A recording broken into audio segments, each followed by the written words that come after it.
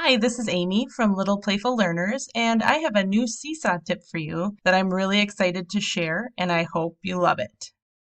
It used to be that if you wanted to do an audio recording in an activity, you could only do one for the entire activity, no matter how many pages it was. But now I discovered the other day that you can do an audio recording on each page. So I'd like to show you how to do that. The first thing you would do is click on the microphone, and you'll start your recording and give the directions. Circle the largest pumpkin. Now tap Done to stop recording. Here's your play button, but if you click on this and drag it, you can move it around. It makes another image on top of the original. And then you can just grab the corner and drag it to make it smaller. And that creates a little play button. So students can just press the play button. Circle the largest pumpkin. Now, I don't really like the picture inside the picture. I think it doesn't stand out enough. So I'm going to show you a trick that I found that makes it stand out a little bit better. I'll delete this. And I'm going to these three little dots here, then tap Shapes. And I'm going to add a rectangle. Then I just make this rectangle cover up the whole work area.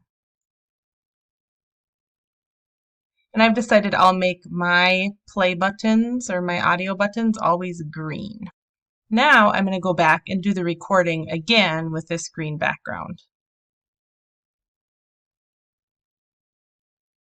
Circle the largest pumpkin.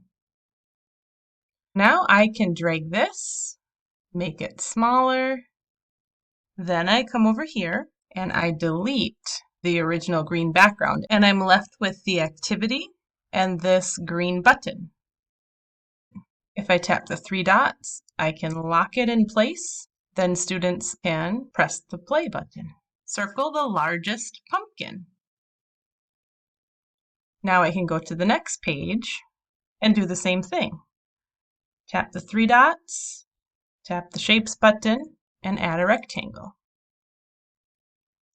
Cover up the whole workspace.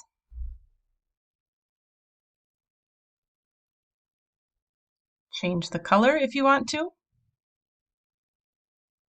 Then do the recording. Put the pumpkins in order from largest to smallest. Then I resize my recording and delete the green. And I can place this wherever I want it in the picture. Then lock it in place. I'll do it one more time. So I add a shape. I'm going to add the rectangle.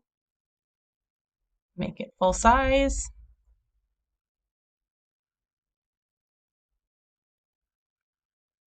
Change the color. Then I'll add my recording for this page. Draw a large pumpkin in the box with the star.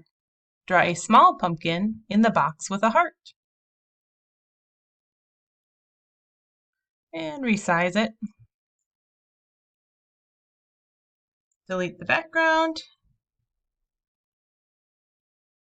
Lock it in place.